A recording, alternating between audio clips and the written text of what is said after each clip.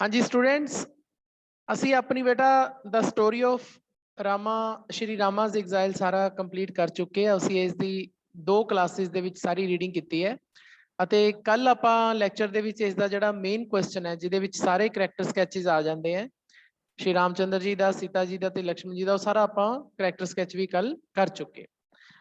तो बेटा अज दी एक क्लास आप होर इस चैप्टर ते लगाने बिकॉज इहदियां कुछ एक्सरसाइजिज ने जो तुहानूं करनियां चाहिए ने।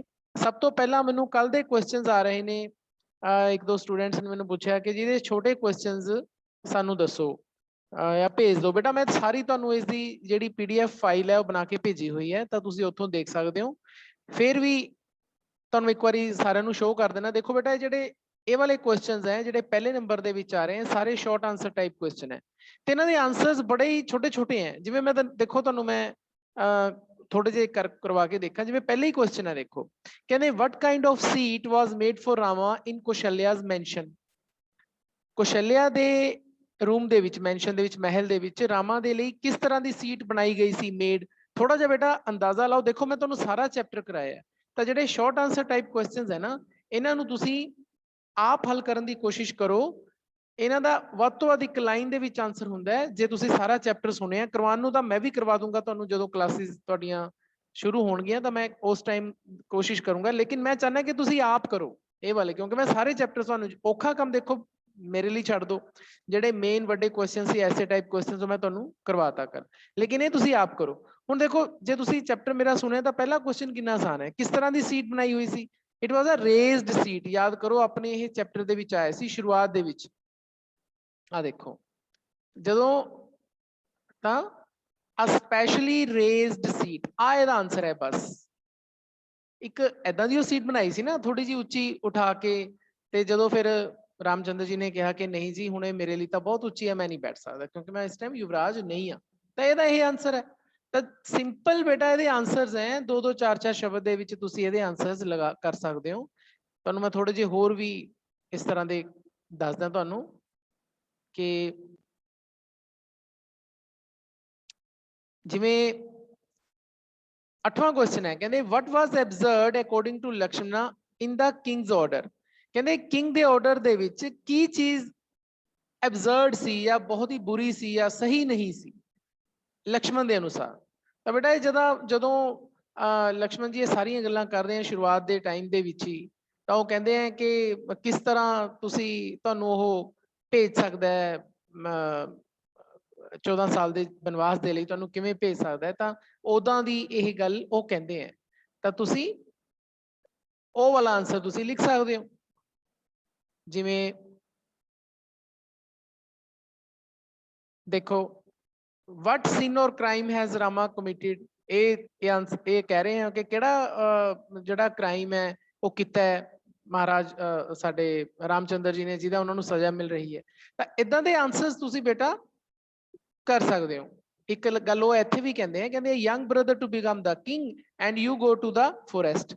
कि एक जिहड़ा छोटा भरा तां राजा बने, वड्डा भरा वनां च जावे। आ देखो एब्जर्डिटी वाला शब्द इत्थे आया, तां ये एब्जर्ड सीगा उन्हां दे लई, एक गलत जी गल लगदी सी लक्ष्मण जी नूं। तो बेटा सारे आंसर्स तुसी आप करके देखो। ये जिहड़े क्वेश्चनस ने, जेकर फिर भी कोई क्वेश्चन तुहानूं क्लीयर नहीं हुंदा जां तुहानूं समझ नहीं आंदा, फिर तुसी जस्ट मैनूं WhatsApp ते मैनूं भेजो कि जी ये 5वां क्वेश्चन नहीं क्लीयर होया, 9th क्वेश्चन नहीं क्लीयर होया, मैं तुहाडी हेल्प करूंगा। लेकिन आंसर तुसी लभोगे, आंसर तुसी आप क्वेश्चन दे लभण दी कोशिश करियो। तो हुण जिवें 11th क्वेश्चन है, did she agree with Lakshman. इत्थे शी जिहड़ा कहा गया कौशल्या लई, माता कौशल्या लई। तां मैं दस्सिया सी बेटा कि जदों भी कोई क्वेश्चन हैल्पिंग वर्ब नाल शुरू हुंदा है तां ओहदा आंसर यस और नो च हुंदा है। तां कौशल्या की लक्ष्मण नाल सहमत सी? तो तुहानूं पता बेटा हालांकि वो चाहती तो नहीं सीगी, लेकिन फिर भी उन्हें कहा कि तुहानूं इस बार गल सुनना चाहिए। तो did Rama agree with him. तो कौशल्या तो सहमत नहीं सी, लेकिन इत्थे फिर डिड आ गया। की राम उस दे नाल एग्री करदा सी? तो इत्थे नो आऊगा। तो बेटा बड़ा आसान है। देखो डिड वाले कई क्वेश्चन ने, सॉरी 15वां क्वेश्चन है, 16वां क्वेश्चन है, 18वां क्वेश्चन है, तो इसी तरह 20वां क्वेश्चन है। 20वां क्वेश्चन है कि हैड के कई been kind to Ram. Had फिर देखो हेल्पिंग वर्ब है। जदों भी हेल्पिंग वर्ब नाल क्वेश्चन स्टार्ट होएगा ओदा मतलब हुंदा है कक्के नूं बिहारी की ਤਾਂ ਇਹਦਾ ਆਨਸਰ ਕੀ ਹੁੰਦਾ ਹੈ, ਯੈਸ ਜਾਂ ਨੋ। ਤਾਂ ਹੁਣ ਇਹ ਕੁਐਸਚਨ ਕੀ ਹੈ ਕਿ ਕੀ ਕੇਕਈ ਰਾਮ ਨਾਲ ਕਾइंड ਰਹੀ ਸੀ ਹੁਣ ਤੱਕ, ਤਾਂ ਯੈਸ ਰਹੀ ਸੀ। ਉਹ ਤਾਂ ਵਰ ਮੰਗਦੇ ਹੋਈ ਇਦਾਂ ਦੀ ਹੋਈ, ਅਦਰਵਾਈਜ਼ ਉਸ ਤੋਂ ਪਹਿਲਾਂ ਤਾਂ ਰਾਮਚੰਦਰ ਜੀ ਨੇ ਖੁਦ ਕਿਹਾ ਕਿ ਸਾਡੇ ਨਾਲ ਅੱਜ ਤੱਕ ਕੇਕਈ ਨੇ ਇਹੋ ਜਿਹੀ ਕੋਈ ਗੱਲ ਨਹੀਂ ਕੀਤੀ। ਕੀ ਪਤਾ ਉਹਦੀ ਕੀ ਮਜਬੂਰੀ ਹੋਊਗੀ ਕਿ ਜਿਸ ਨਾਲ ਉਹਨੇ ਸਾਡੇ ਨਾਲ ਇਸ ਤਰ੍ਹਾਂ ਕਰਿਆ। ਹੁਣ 27ਵਾਂ ਕੁਐਸਚਨ ਫੇਰ ਡਿਡ ਨਾਲ ਸਟਾਰਟ ਹੋ ਰਿਹਾ ਕਿ ਡਿਡ ਸੀਤਾ ਅਗਰੀ, ਕਿ ਕੀ ਸੀਤਾ ਨੇ ਰਾਮਚੰਦਰ ਜੀ ਗੱਲ ਮੰਨ ਲਈ ਕਿ ਤੂੰ ਇੱਥੇ ਹੀ ਰਹਿ ਤੇ ਮੈਂ ਜਾਣਾ? ਨੋ, ਨਹੀਂ ਮੰਨੀ। ਉਹ ਕਹਿੰਦੀ ਕਿ ਜੇ ਤੈਨੂੰ ਆਪਣੇ ਫਰਜ਼ ਪਤਾ ਨੇ ਆਪਣੇ ਮਾਂ-ਬਾਪ ਪ੍ਰਤੀ, ਤਾਂ ਮੈਨੂੰ ਆਪਣੇ ਪਤੀ ਪ੍ਰਤੀ ਫਰਜ਼ ਪਤਾ ਨੇ। ਤਾਂ ਬੇਟਾ ਇਹ ਸਾਰੇ ਕੁਐਸਚਨਸ ਬੜੇ ਈਜ਼ੀ ਨੇ। ਤੇ ਹੁਣ ਦੇਖੋ 23ਵਾਂ ਕੁਐਸਚਨ ਬੜਾ ਈਜ਼ੀ ਹੈ ਕਿ ਵੈਨ ਵਾਜ਼ ਲਕਸ਼ਮਣ ਕਾਮਡ, ਸਾਰੇ ਵਰਡ ਆਏ ਹੋਏ ਨੇ। ਲਕਸ਼ਮਣ ਸ਼ਾਂਤ ਕਦੋਂ ਹੋ ਗਏ? ਤੁਹਾਨੂੰ ਯਾਦ ਹੈ ਜਦੋਂ ਸ਼੍ਰੀ ਰਾਮਚੰਦਰ ਜੀ ਨੇ ਉਹਨਾਂ ਦੀ ਆਈਜ਼ ਤੋਂ ਟੀਅਰਸ ਵਾਈਪ ਕੀਤੇ, ਉਦੋਂ ਲਕਸ਼ਮਣ ਜੀ ਕਾਮ ਹੋ ਗਏ। ਤਾਂ ਮੈਨੂੰ ਤਾਂ ਆਪ ਯਾਦ ਨੇ ਸਾਰੇ ਆਨਸਰਸ, ਇਹ ਤੁਹਾਨੂੰ ਚੈਪਟਰ ਕਰਾਇਆ ਸਾਰਾ। 29 ਕੁਐਸਚਨ ਦੇਖੋ, what did she think was her duty in the forest? ਜੰਗਲ ਦੇ ਵਿੱਚ ਜਾਂਦੇ ਹੋਏ ਸੀਤਾ ਜੀ ਕੀ ਸੋਚਦੀ ਹੈ ਕਿ ਉਹਦੀ ਡਿਊਟੀ ਕੀ ਹੋਊਗੀ? ਉਹਨੇ ਕਿਹਾ ਨਹੀਂ ਸੀ ਕਿ ਮੈਂ ਅੱਗੇ ਅੱਗੇ ਚੱਲੂੰਗੀ, ਕੋਈ ਵੀ ਥੋਨਸ ਆਣਗੇ, ਕੰਡੇ ਆਣਗੇ, ਪਹਿਲਾਂ ਮੈਨੂੰ ਚੁਭਣਗੇ, ਤੁਹਾਡੇ ਲਈ ਰਸਤਾ ਸਾਫ਼ ਮਿਲੇਗਾ ਤੁਹਾਨੂੰ। ਤਾਂ ਬੇਟਾ ਉਹ ਸਾਰੀਆਂ ਗੱਲਾਂ ਇੱਕ ਇੱਕ ਲਾਈਨ, ਬਹੁਤੇ ਆਪਾਂ ਨੇ ਵੱਡੇ ਵੱਡੇ ਆਨਸਰ ਨਹੀਂ ਲਿਖਣੇ, ਜਸਟ 1 ਲਾਈਨ ਆਨਸਰ ਨੇ ਇਹ ਕੁਐਸਚਨ, ਤੇ ਇੱਕ ਲਾਈਨ ਦੇ ਵਿੱਚ ਆਪਾਂ ਆਨਸਰ ਦੇਣਾ। ਪੇਪਰ ਦੇ ਵਿੱਚ 2 ਨੰਬਰ ਦਾ ਆਣਾ ਤੁਹਾਨੂੰ। ਤੇ 31 ਕੁਐਸਚਨ ਹੈ ਕਿ what dangers and troubles were there? there ਦਾ ਮਤਲਬ ਜੰਗਲ ਕਿਹਾ ਗਿਆ, ਤਾਂ ਜੰਗਲ ਵਿੱਚ ਕਿੱਦਾਂ ਦੇ ਡੇਂਜਰ ਸੀਗੇ, ਖਤਰੇ ਸੀ ਜਾਂ ਮੁਸ਼ਕਿਲਾਂ ਸੀ?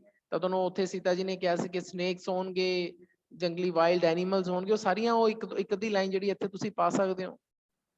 ਤਾਂ ਬੇਟਾ ਇਹ ਜਿਹੜੇ ਆਨਸਰ ਤੁਸੀਂ ਆਪ ਕਰਕੇ ਦੇਖੋ, ਤੁਹਾਨੂੰ ਮੈਂ ਸਾਰੀ ਇਸ ਦੀ PDF ਫਾਈਲ ਬਣਾ ਕੇ ਭੇਜੀ ਹੋਈ ਹੈ। ਇਸ ਬੁੱਕ ਦੀ ਮੈਨੂੰ ਪਤਾ ਤੁਹਾਨੂੰ ਬੁੱਕਸ ਅਜੇ ਨਹੀਂ ਮਿਲੀਆਂ, ਲੇਕਿਨ ਤੁਸੀਂ ਉਸ ਦੇ ਵਿੱਚ ਇਹ ਸਾਰੇ ਆਨਸਰਸ ਦੇਖੋ ਤੇ ਇੱਕ ਵਾਰੀ ਫੇਰ ਚੈਪਟਰ ਵੱਲ ਗੋ ਥਰੂ ਹੋਵੋ। ਮੈਂ ਹਰ ਇੱਕ ਬੱਚੇ ਨੂੰ ਬੇਟਾ ਜਿਹੜਾ ਇਲੈਕਟਿਵ ਦਾ ਬੱਚਾ ਉਹਨੂੰ ਕਹੂੰਗਾ ਕਿ ਇਹ ਸਾਰੇ ਆਨਸਰ ਤੁਸੀਂ ਆਪ ਕਰਨੇ ਹੈ। ਪਹਿਲਾਂ ਰਫ ਕਾਪੀਜ਼ ਤੇ ਇਕੱਲੇ ਆਨਸਰ ਲਿਖ ਲਓ, ਠੀਕ ਹੈ ਜੀ, ਨੰਬਰ 1 ਐਵੇਂ ਪਾ ਕੇ, ਕੁਐਸਚਨ ਚਾਹੇ ਨਾ ਪਾਈਓ। ਮੈਨੂੰ ਇੱਕ ਵਾਰੀ ਤੁਸੀਂ ਉਹਦੀ ਪਿਕ ਭੇਜਿਓ ਤਾਂ ਮੈਂ ਚੈੱਕ ਕਰੂੰਗਾ ਕਿ ਕਿਵੇਂ ਲਿਖ ਰਹੇ ਹੋ ਤੁਸੀਂ, ਤੇ ਜਦੋਂ ਮੈਂ ਓਕੇ ਕਰਦੇ ਤੁਸੀਂ ਆਪਣੀ ਜਿਹੜੀਆਂ ਫੈਕ ਨੋਟਬੁੱਕਸ ਆ ਉਹਦੇ ਤੇ ਉਤਾਰ ਸਕਦੇ ਹੋ। ਤਾਂ ਇੱਕ ਵਾਰੀ ਆਪ ਤੁਸੀਂ ਇਹਦੇ ਆਨਸਰਸ ਕਰੋ।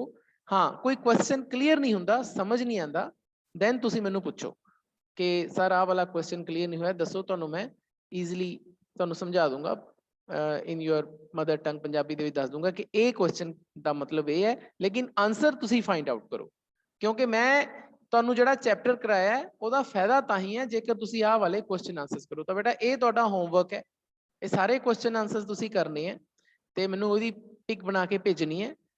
ਤੇ ਅੱਜ ਆਪਾਂ ਮੈਂ ਇੱਕ ਹੋਰ ਤੁਹਾਡੇ ਲਈ ਐਕਸਰਸਾਈਜ਼ ਜਿਹੜੀ ਹੈ ਇੱਥੋਂ ਕਰਾਂਗੇ ਆਪਾਂ। ਦੇਖੋ ਜਿਵੇਂ ਇੱਕ ਜਿਵੇਂ 6ਵਾਂ ਜਿਹੜੇ ਕੁਐਸਚਨ ਹੈ ਬੇਟਾ, ਇਹ ਫਿਲਿੰਗ ਦਾ ਬਲੈਂਕਸ ਹੈ।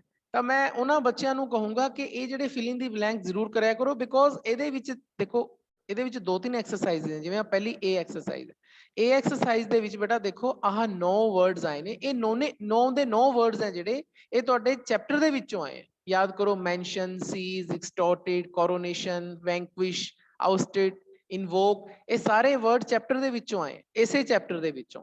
ਲੇਕਿਨ ਜਿਹੜੀਆਂ ਖਾਲੀ ਥਾਵਾਂ ਨੇ, ਇਹ ਜਿਹੜੇ ਫਿਲਿੰਗ ਦੀ ਬਲੈਂਕਸ ਵਾਲੇ ਸੈਂਟੈਂਸਿਸ ਨੇ, ਇਹ ਚੈਪਟਰ ਚੋਂ ਨਹੀਂ, ਇਹ ਬਾਹਰੋਂ ਨੇ।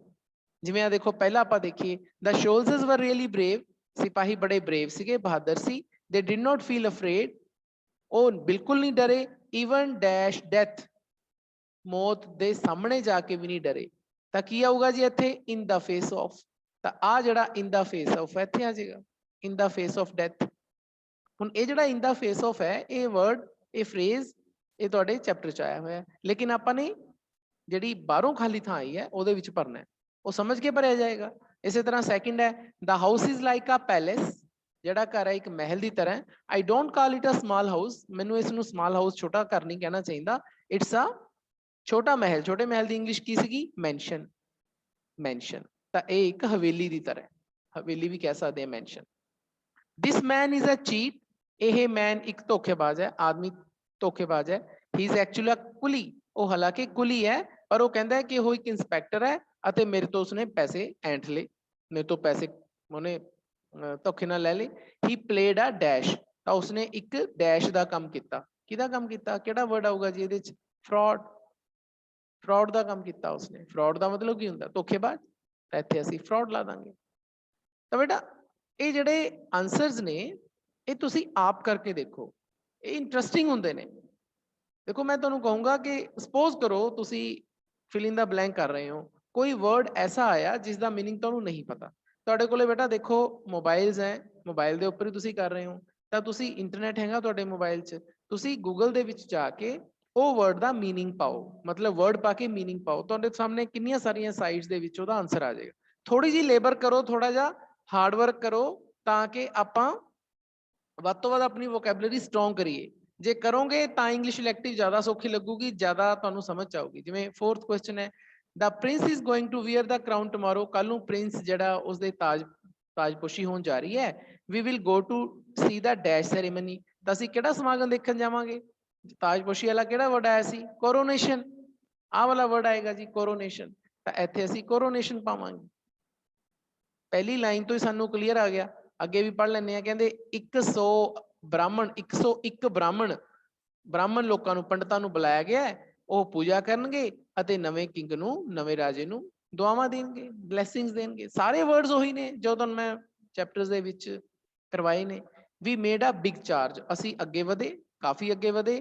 ਵੀ ਸੀਜ਼ਡ ਦਾ ਫੋਰਟ, ਅਸੀਂ ਫੋਰਟ ਦੇ ਉੱਪਰ ਕਬਜ਼ਾ ਕਰ ਲਿਆ। ਯਾਦ ਕਰੋ ਲਕਸ਼ਮਣ ਨੇ ਕਿਹਾ ਸੀ ਨਾ ਰਾਮਚੰਦਰ ਜੀ ਨੂੰ ਵੀ ਆਪਾਂ ਸੀਜ਼ ਕਰ ਲੈਂਦੇ ਆ ਕਿੰਗਡਮ ਅਤੇ ਬਾਹਰ ਕੱਢ ਦਿੰਦੇ ਆਪਣੇ ਦੁਸ਼ਮਣਾਂ ਨੂੰ। We seize the fort and dash the enemy, ਅਤੇ ਦੁਸ਼ਮਣਾਂ ਨੂੰ ਹਰਾਤਾ। ਆਊਸਟਿਡ ਦਾ ਐਨੀਮੀ, ਇੱਥੇ ਆਊਸਟਿਡ ਆ ਗਿਆ।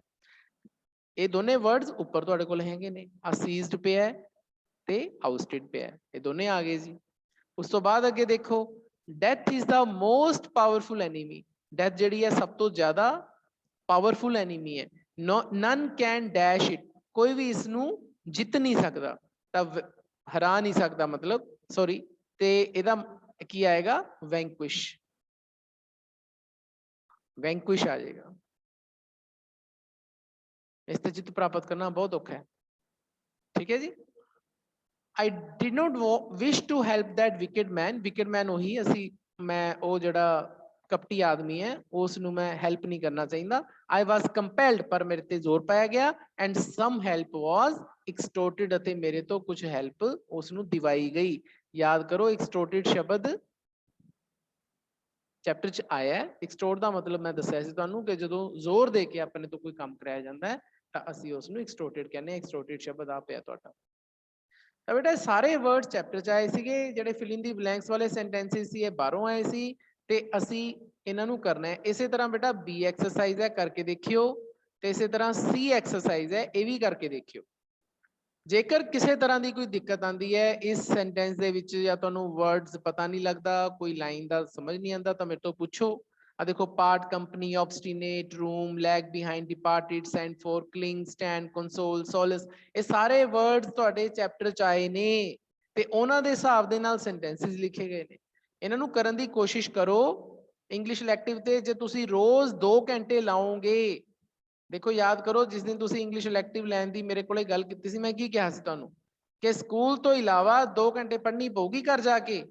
ਮੈਂ ਅੱਗੇ ਕਈ ਵਾਰੀ ਕਿਹਾ ਇਹ ਗੂੜ ਗ੍ਰੰਥੀ ਹੈ ਜੀ ਇੰਗਲਿਸ਼ ਇਲੈਕਟਿਵ ਪੜ੍ਹਨਾ। ਇਹ ਨਹੀਂ ਕਿ ਆਪਾਂ ਕੰਪਲਸਰੀ ਵਾਂਗੂ 15-20 ਮਿੰਟ ਲਾਏ ਰੋਜ਼ ਦੇ, ਚੱਲ ਹੋ ਗਿਆ ਵੀ ਕੰਮ ਹੋ ਗਿਆ, ਪਾਸ ਹੋ ਜਾਾਂਗੇ, ਐਵੇਂ ਨਹੀਂ ਬੇਟਾ। ਇੰਗਲਿਸ਼ ਇਲੈਕਟਿਵ ਤੇ ਮਿਹਨਤ ਕਰਨੀ ਪੈਣੀ ਹੈ। ਇੰਗਲਿਸ਼ ਇਲੈਕਟਿਵ ਦੇ ਵਿੱਚ ਪੂਰਾ ਮਨ ਲਾ ਕੇ ਕੰਮ ਕਰੋ, ਮੇਰੇ ਹਿਸਾਬ ਨਾਲ ਚਲੋ ਜਿਵੇਂ ਮੈਂ ਤੁਹਾਨੂੰ ਕਰਾ ਰਹੇ ਹਾਂ।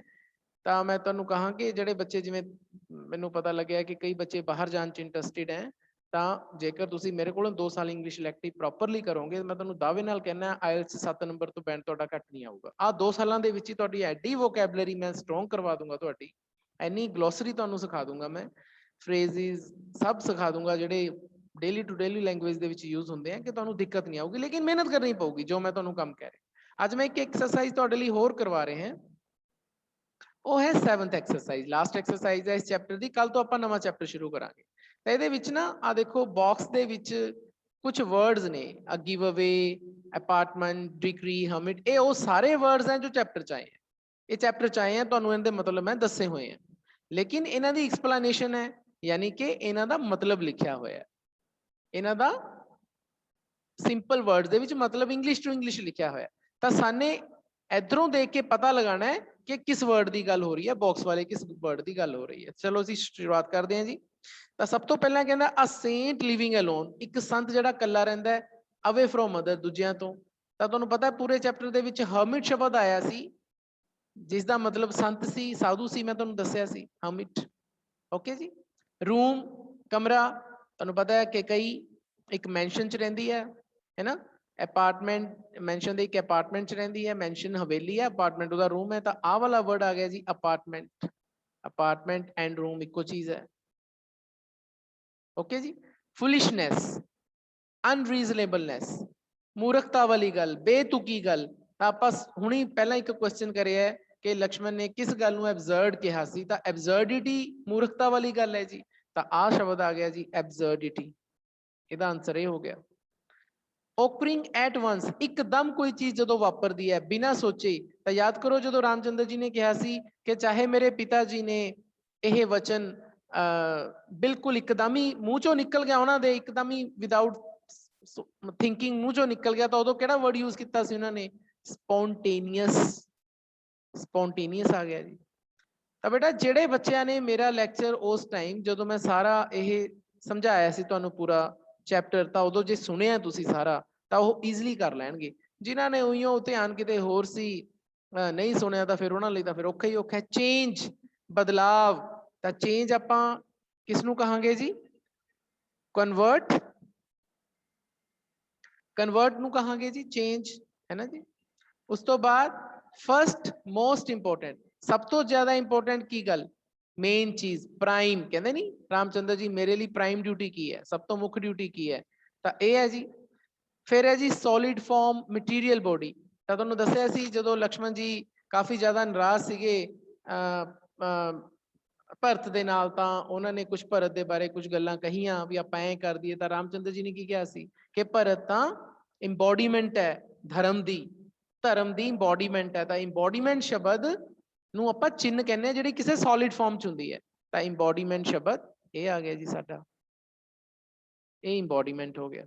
ਸਾਰੇ ਵਰਡਸ ਬੇਟਾ ਕਿੱਥੋਂ ਆਏ ਹੈ? ਸਾਰੇ ਚੈਪਟਰ ਚੋਂ ਹੀ ਆਏ ਹੈ। ਫਿਰ ਹੈ ਜੀ attendants accompanying a king or any other person of high rank, ਬਹੁਤ ਹੀ ਵੱਡੀ ਪਦਵੀ ਵਾਲਾ ਜਦੋਂ ਬੰਦਾ ਆ ਰਿਹਾ ਹੁੰਦਾ ਉਹਦੇ ਨਾਲ ਨਾਲ ਜਿਹੜੇ ਨੌਕਰ ਆ ਰਹੇ ਹੁੰਦੇ ਨੇ, ਨੌਕਰ ਚਾਕਰਾਂ ਦੀ ਜਿਹੜੀ ਫੌਜ ਹੁੰਦੀ ਹੈ ਅਟੈਂਡੈਂਟਸ। ਤਾਂ ਉਹਦਾ ਇੱਕ ਵਰਡ ਆਇਆ ਸੀ, ਯਾਦ ਕਰੋ। ਸੀਤਾ ਜੀ ਜਦੋਂ ਆਪਣੇ ਪਤੀ ਰਾਮ ਜੀ ਦੀ ਵੇਟ ਕਰ ਰਹੇ ਹੁੰਦੇ ਨੇ, ਤਾਂ ਉਸ ਟਾਈਮ ਉਹ ਸੋਚਦੇ ਆ ਮੇਰੇ ਹੁਣ ਤਾਂ ਜਿਹੜੇ ਹਸਬੈਂਡ ਆ ਉਹ ਯੁਵਰਾਜ ਬਣ ਗਏ, ਤਾਂ ਉਹਨਾਂ ਦੇ ਉੱਪਰ ਰਾਇਲ ਅੰਬਰੇਲਾ ਹੋਏਗੀ, ਪਿੱਛੇ ਬਹੁਤ ਸਾਰੇ ਨੌਕਰ ਚਾਕਰ ਹੋਣਗੇ। ਤਾਂ ਉਹਨਾਂ ਨੇ ਇੱਕ ਵਰਡ ਯੂਜ਼ ਕੀਤਾ ਸੀ ਰੈਟੀਨਿਊ। ਤਾਂ ਰੈਟੀਨਿਊ ਸ਼ਬਦ ਆਏਗਾ ਜੀ ਇਹ ਵਾਲਾ। ਤਾਂ ਇਹ ਵਰਡ ਤੁਹਾਡਾ ਰੈਟੀਨਿਊ ਉੱਥੋਂ ਆਇਆ। ਟੇਕ ਅ ਫਰਮ ਡਿਸੀਜ਼ਨ, ਕੋਈ ਫਰਮ ਡਿਸੀਜ਼ਨ ਲੈਣਾ, ਇੱਕ ਮਜ਼ਬੂਤ ਫੈਸਲਾ ਲੈਣਾ। ਜਦੋਂ ਰਾਮਚੰਦਰ ਜੀ ਮਜ਼ਬੂਤ ਫੈਸਲਾ ਲੈ ਲੈਂਦੇ ਨੇ ਕਿ ਮੈਂ ਤਾਂ ਹੁਣ ਬਨਵਾਸ ਤੇ ਜਾਊਂਗਾ ਹੀ ਜਾਊਂਗਾ, ਤਾਂ ਉਹਨਾਂ ਦਾ ਚਿਹਰੇ ਤੇ ਉਹ ਫੈਸਲਾ ਝਲਕਦਾ ਹੈ। ਤਾਂ ਉਹ ਉੱਥੇ ਉਹ ਵਰਡ ਆਇਆ ਸੀ ਜਦੋਂ ਸੀਤਾ ਜੀ ਨੇ ਉਹਨਾਂ ਦਾ ਚਿਹਰਾ ਦੇਖਿਆ ਤਾਂ ਉਹਨੂੰ ਲੱਗ ਗਿਆ ਵੀ ਕੁਝ ਕਰਨ ਜਾ ਰਹੇ ਨੇ, ਤਾਂ ਉੱਥੇ ਵਰਡ ਆਇਆ ਸੀ ਰਿਜ਼ੋਲਵ। ਆ ਪਿਆ ਜੀ ਰਿਜ਼ੋਲਵ। ਮੈਨੂੰ ਇੱਥੇ ਵੀ ਦੇਖਣ ਦੀ ਲੋੜ ਨਹੀਂ ਹੋ ਰਹੀ ਕਿਉਂਕਿ ਮੈਨੂੰ ਸਾਰੀ ਚੈਪਟਰ ਯਾਦ ਹੈ, ਹੁਣੇ ਤੱਕ ਕਰਾਇਆ ਤੁਹਾਨੂੰ। ਫਿਰ ਹੈ ਜੀ order specially of the court ਔਰ ਦਾ ਕਿੰਗ। ਰਾਜਾ ਜਦੋਂ ਕੋਈ ਆਰਡਰ ਦਿੰਦਾ, ਜਿਵੇਂ ਕਿੰਗ ਦਸ਼ਰਥ ਨੇ ਆਰਡਰ ਦਿੱਤਾ ਰਾਮਚੰਦਰ ਜੀ ਨੂੰ ਕਿ ਤੂੰ 14 ਸਾਲਾਂ ਦੇ ਬਨਵਾਸ ਤੇ ਜਾ, ਤਾਂ ਉੱਥੇ ਕੀ ਆਂਦਾ ਜੀ ਡਿਕਰੀ। ਇਹ ਸ਼ਬਦ ਆਇਆ ਸੀ ਡਿਕਰੀ, ਆ ਪਿਆ ਡਿਕਰੀ। ਅੱਗੇ ਜੀ ਕ੍ਰਾਈਮ, ਕੋਈ ਜ਼ੁਰਮ ਹੁੰਦਾ ਹੈ, ਬ੍ਰੇਕਿੰਗ ਆਫ ਦਾ ਰੂਲ, ਕੋਈ ਰੂਲ ਬ੍ਰੇਕ ਕੀਤਾ ਜਾਂਦਾ ਹੈ, ਨਿਯਮ ਤੋੜਿਆ ਜਾਂਦਾ, ਉਹਨੂੰ ਆਪਾਂ ਓਫੈਂਸ ਕਹਿੰਦੇ ਆ। ਇਹ ਵੀ ਸ਼ਬਦ ਤੁਹਾਡੇ ਚੈਪਟਰ 'ਚ ਆਇਆ ਹੈ। ਪ੍ਰਿੰਸੀਪਲ ਬਿਲੀਫ, ਕੋਈ ਸਿਧਾਂਤ, ਸਿਧਾਂਤ ਆਇਆ ਤਾਂ ਉਹਨੂੰ ਮੈਂ ਕਿਹਾ ਸੀ ਡਾਕਟਰੀਨ। ਡਾਕਟਰੀਨ ਇਹ ਵਰਡ ਸੀਤਾ ਜੀ ਦੀ ਸਪੀਚ ਆਉਂਦਾ ਜਦੋਂ ਕਹਿੰਦੇ ਹੁੰਦੇ ਆ, ਤਾਂ ਡਾਕਟਰੀਨ ਇਹ ਸ਼ਬਦ ਕਿ ਤੁਸੀਂ ਆਪਣੇ ਸਿਧਾਂਤ ਤਾਂ ਮੈਨੂੰ ਦੱਸਦੇ, ਮੇਰੇ ਵੀ ਤਾਂ ਸਿਧਾਂਤ ਦੇਖੋ ਐਜ਼ ਆ ਪਤਨੀ, ਮੇਰੇ ਵੀ ਤਾਂ ਕੋਈ ਸਿਧਾਂਤ ਨੇ। ਮੈਨੀ ਡਿਫਰੈਂਟ, ਬਹੁਤ ਸਾਰੇ ਅਲੱਗ-ਅਲੱਗ ਤਰ੍ਹਾਂ ਦੇ। ਤਾਂ ਉੱਥੇ ਆਪਾਂ ਕਿਹੜਾ ਵਰਡ ਯੂਜ਼ ਕਰਾਂਗੇ ਜੀ? ਡਾਇਵਰਸ। ਆ ਡਾਇਵਰਸ ਇਹਦਾ ਮਤਲਬ ਵੀ ਤਰ੍ਹਾਂ ਤਰ੍ਹਾਂ ਦੇ, ਆਪਾਂ ਉਹਨੂੰ ਕਹਿੰਦੇ ਆ ਜੀ ਡਾਇਵਰਸ। ਰਿਕੁਐਸਟ, ਅਰਨੈਸਟਲੀ, ਜਦੋਂ ਆਪਾਂ ਕਿਸੇ ਨੂੰ ਪ੍ਰਾਰਥਨਾ ਕਰਦੇ ਹਾਂ, ਇੱਕ ਵਰਡ ਆਇਆ ਸੀ ਇੰਪਲੋਰ, ਇਹ ਵਰਡ ਆਏਗਾ। ਲੀਵ, ਗਿਵ ਅਪ, ਕਿਸੇ ਚੀਜ਼ ਨੂੰ ਛੱਡ ਦੇਣਾ। ਬਿਲਕੁਲ ਐਂਡ ਜੇ ਚਾਹੁੰਦਾ ਹੈ ਫੋਰਸੇਕ, ਜਦੋਂ ਸੀਤਾ ਜੀ ਕਹਿੰਦੇ ਆ ਕਿ ਮੈਨੂੰ, ਰਾਮਚੰਦਰ ਜੀ ਨੂੰ ਕਹਿੰਦੇ ਆ ਕਿ ਮੈਨੂੰ ਫੋਰਸੇਕ ਨਾ ਕਰੋ, ਮੈਨੂੰ ਨਾ ਛੱਡੋ, ਮੈਂ ਨਹੀਂ ਬਚਾਂਗੀ, ਮੈਨੂੰ ਨਾਲ ਲੈ ਕੇ ਜਾਓ ਆਪਣੇ। ਤਾਂ ਲਾਸਟ ਹੈ ਡਿਸਟਰੀਬਿਊਟ, ਗਿਵ ਇਨ ਚੈਰਿਟੀ, ਸਾਰਿਆਂ ਚੀਜ਼ ਡਿਸਟਰੀਬਿਊਟ ਦਾ ਮਤਲਬ ਵੰਡਣਾ। ਤਾਂ ਇਹਦਾ ਪਹਿਲਾ ਹੀ ਵਰਡ ਹੈ ਤੁਹਾਡੇ ਇੱਥੇ ਬਾਕਸ ਦੇ ਵਿੱਚ ਗਿਵ ਅਵੇ। ਗਿਵ ਅਵੇ ਆ ਗਿਆ ਜੀ। ਤਾਂ ਉਮੀਦ ਹੈ ਬੇਟਾ ਕਿ ਤੁਹਾਨੂੰ ਇਹ ਜਿਹੜੀ ਐਕਸਰਸਾਈਜ਼ ਹੈ ਸਮਝ ਆ ਗਈ ਹੋਏਗੀ। ਈਜ਼ੀ ਸੀਗੀ। ਬਾਕੀ ਫਿਲ ਇਨ ਦਾ ਬਲੈਂਕਸ ਤੁਸੀਂ ਕਰਕੇ ਦੇਖੋ। ਇੱਕ ਐਕਸਰਸਾਈਜ਼, 2 ਐਕਸਰਸਾਈਜ਼ਸ ਮੈਂ ਤੁਹਾਨੂੰ ਕਰਵਾਤੀਆਂ ਤੇ ਕੁਝ ਮੈਂ ਤੁਹਾਨੂੰ ਕੁਐਸਚਨਸ ਵੀ ਦੱਸੇ ਆ ਕਿ ਇਸ ਤਰ੍ਹਾਂ ਕਰੋ ਇਹਨਾਂ ਨੂੰ। ਤਾਂ ਬੇਟਾ ਇਹ ਸਾਰਾ ਕੰਮ ਕਰਕੇ ਦੇਖੋ। ਅੱਜ ਕਾਫੀ ਕੰਮ ਹੈ, 2-2.5 ਘੰਟੇ ਤੁਹਾਨੂੰ ਲੱਗ ਜਾਣਗੇ। ਜੇ ਕਰੋਗੇ ਮਨ ਨਾਲ ਤਾਂ ਹੋਊਗਾ, ਜੇ ਆਪਾਂ ਇਹਨੂੰ ਨਹੀਂ ਕਰਾਂਗੇ ਤਾਂ ਨਹੀਂ ਹੋਊਗਾ, ਗੱਲ ਖਤਮ। ਤੇ ਜੇ ਨਹੀਂ ਹੋਊਗਾ ਤਾਂ ਫਿਰ ਫਾਇਦਾ ਹੀ ਨਹੀਂ ਇੰਗਲਿਸ਼ ਇਲੈਕਟਿਵ ਪੜ੍ਹਨ ਦਾ ਤੇ ਦੀਪਕ ਸਰ ਕੋਲ ਪੜ੍ਹਨ ਦਾ ਕੋਈ ਫਾਇਦਾ ਨਹੀਂ ਹੈਗਾ। ਤਾਂ ਬੇਟਾ ਮੇਰੀ ਗੱਲ ਮੰਨੋ, ਇਹਨਾਂ ਨੂੰ ਕਰੋ। ਜਿਹੜੀਆਂ ਐਕਸਰਸਾਈਜ਼ 4-5 ਮੈਂ ਤੁਹਾਨੂੰ ਦੱਸੀਆਂ ਨੇ ਉਹ ਕਰੋ, ਖਾਸ ਤੌਰ ਤੇ ਫਿਲ ਇਨ ਦੀ ਬਲੈਂਕਸ ਵਾਲੀਆਂ ਤੇ ਸ਼ਾਰਟ ਆਨਸਰ ਟਾਈਪ ਕੁਐਸਚਨ ਦੀ। ਕੋਈ ਦਿੱਕਤ ਆਉਂਦੀ ਹੈ ਤਾਂ ਮੇਰੇ ਨਾਲ ਤੁਸੀਂ ਕੰਸਲਟ ਜਦੋਂ ਮਰਜ਼ੀ ਕਰ ਸਕਦੇ ਹੋ, WhatsApp ਤੇ ਮੈਨੂੰ ਲਿਖ ਕੇ ਤੁਸੀਂ ਪੁੱਛ ਸਕਦੇ ਹੋ। ਠੀਕ ਹੈ ਜੀ, ਕੱਲ ਨੂੰ ਮਿਲਦੇ ਹਾਂ।